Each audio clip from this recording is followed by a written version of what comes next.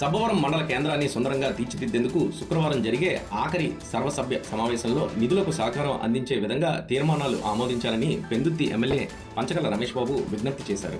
ఇక్కడి మండల పరిషత్ సమావేశ మందిరంలో శుక్రవారం ఏర్పాటు చేసిన ఆఖరి సర్వసభ్య సమావేశంలో ఆయన మాట్లాడుతూ తాను ప్రజలకు ఇచ్చిన హామీలు విస్మరించే వ్యక్తిని కానని, చిన్నపాటి వర్షానికి కూడా మురుగునీటి పారుదల సౌకర్యం లేక మునిగిపోతున్న సబ్బవరంలో ప్రధాన రహదారికి ఇరువైపులా ఆర్ఎండ్బి అధికారులు ఆక్రమణలను గుర్తించారని, వాటిని తొలగించే క్రమంలో పార్టీలకు అతీతంగా సహకరించేలా చూడాలని ఆయన రిక్వెస్ట్ చేశారు. దీంతో స్పందించిన సభాపతి ఎంపీపీ సూర్యకుమారి రామానాయుడు మాట్లాడుతూ ఆఖరిగా ఎంపీటీసీలకు ఎన్ఆర్ఈసీఎస్ నిధులు 10 లక్షల చొప్పున కేటాయించాలని విజ్ఞప్తి చేశారు. దీనికి ఎమ్మెల్యే పంచకల రమేష్ బాబు ప్రజా సమస్యల కోసం తాను ముందుంటానని, మిగిలిన విషయాలపై తీర్మానాలు ఆమోదించుకున్న తర్వాత త్వరతగిన పనులు పూర్తి చేసుకోవాలని ఎంపీపీకి సూచించారు. అనంతరం ఎంపీపీ సూర్యకుమారి మాట్లాడుతూ తాను ఎమ్మెల్యేగా పంచకల రమేష్ బాబు గెలుపొందాక భయపడ్డానని, కానీ ఆయన సోదర భావంతో అన్ని విషయాలు సహకారం అందించి తన పదవీ కాలం పూర్తి చేసుకునేందుకు అవకాశం కల్పించారని కృతజ్ఞతలు తెలిపారు. అనంతరం శాఖాపరమైన చర్చలో మండల విద్యాశాఖ, వ్యవసాయం, నీటిపారుదల, పంచాయతీరాజ్, విద్యుత్ శాఖ, గ్రామీణ నీటి సరఫరా శాఖలతో సమీక్ష జరిపారు. తహసీల్దార్ అరుణ్ చంద్ర మాట్లాడుతూ జిల్లా కలెక్టర్ జారీ చేసిన జీవో నంబర్ 444లో పేర్కొన్న ప్రకారం ప్రభుత్వ బంజరు భూముల్లో కేటాయించిన ఇళ్ల పట్టాలకు 22A భూముల రిజిస్ట్రేషన్ చేయించుకోవచ్చని, గంట పోరంబోకు భూములకు ఆ జీవో వర్తించదని తెలిపారు. వారసత్వ పట్టాల రిజిస్ట్రేషన్కు సంబంధించి తండ్రి బతికి ఉండి రాసిన వాటినే అనుమతిస్తారని, తండ్రి మరణించాక పంపిణీలకు సంబంధించి రిజిస్ట్రేషన్లు కుదరవని ఆయన అన్నారు. వంగలి, అలాగే పాచకలపాలెం, అంతకాపల్లి ఇవి జరుగుతున్నాయి.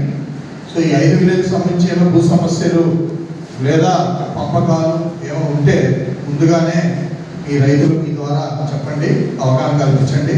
ఇక్కడ ఒకటి ఏంటంటే, మనకి తల్లిదండ్రులు ఉన్నా కూడా రీసర్వేలో పార్టిషన్ డీడ్ పంపకాల దస్తావేజ్ లేకపోతే వాళ్ళ పేరు మీద నమోదు చేయడానికి, పిల్లల పేరు మీద నమోదు చేయడానికి కుదరదు. కాగితం కంపల్సరీ ఉండాలి. ఊరికే నోటి మాటలు అవ్వదు.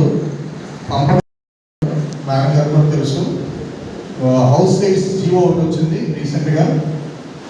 దాని ప్రకారం ఏంటంటే, మనకి ప్రభుత్వ భూమిలో హౌస్ సైట్ పట్టా గతంలో ఇచ్చారు చాలా వరకు.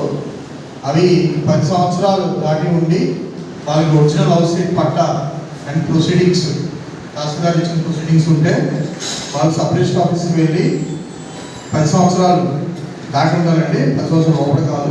పట్టా ఇచ్చి 10 సంవత్సరాలు పైబెట్టి ఉండాలి. ప్రభుత్వ భూముల్లో హౌస్ సైట్ పట్టాల గురించి మాట్లాడుతున్నాను, వ్యవసాయ భూములు కాదు. పట్టా ఉండి ప్రొసీడింగ్ ఉంటే 10 సంవత్సరాల తర్వాత సబ్ రిజిస్టర్ ఆఫీస్కి వెళ్ళి 22A అంటే ప్రభుత్వ భూమి జాబితాలో ఉన్నా కూడా వాళ్ళు రిజిస్ట్రేషన్ చేసుకోవచ్చు. ఇది చాలా మంచి అవకాశం ప్రభుత్వం మనకి కల్పించింది ప్రజలకి.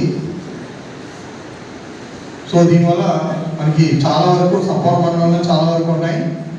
ఒక్క దీంట్లో మీరు గమనించవలసిన అవసరం ఏంటంటే, గడ్డలు, వాగులు, అబ్జెక్షనబుల్ ల్యాండ్స్ తప్ప మిగతా ల్యాండ్స్ అన్నీ కూడా హౌస్ సైట్లు ఏవైతే జెన్యూన్ మనం కూడా ఆర్ఎండ్బి మార్క్ చేసి అతి త్వరలో ఎవరికి షాపులు వాళ్ళు ఆక్రమించుకున్నా కానీ తీసేసి వెనక్కి వెళ్ళిపోయినా పర్లా, లేకపోతే ఒకరోజు అసెంబ్లీ తర్వాత ఒకరోజు ఎలక్షన్ పెడుతున్నాం. పోలీసు, రెవెన్యూ, ఆర్ఎండ్బి అందరూ కూడా ఆర్ఎండ్బి ఇచ్చిన కొత్తల ప్రకారం వాళ్ళ జాగా వరకు కూడా అది అధికారులు తొక్కలకి వెళ్ళి కొడితే అదేవిధంగా మీకు మిగతా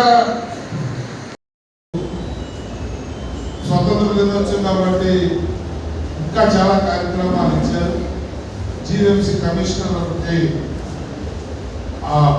తెలంగాణి వేపకొండ రోడ్డు ఒక చోట దెబ్బతింది, పైప్ లైన్ బాగుస్తాయి, దాన్ని విజిట్ పెట్టుకున్నా వస్తున్నారు. అదొకటి అటెండ్ అవ్వాలి. ఇంకా అక్కడ కూడా 2-3 కార్యక్రమాలు ఉన్నాయి కాబట్టి, పైగా ఇది ఆఖరి మీటింగ్ కాబట్టి మేము వచ్చి మాట్లాడేసి కార్యక్రమాన్ని పూర్తిగా క్యాప్చర్ చేయదలుచుకోలేదు. ఎంపీపీ గారు ఎలా నడిపించాలంటే అలా నడిపించి కార్యక్రమాన్ని క్లోజ్ చేయమని చెప్పి, మీరు ఏ తీర్మానం చేసినా అది గౌరవప్రదంగా మీ గౌరవం భంగం కలగకుండా చేస్తామని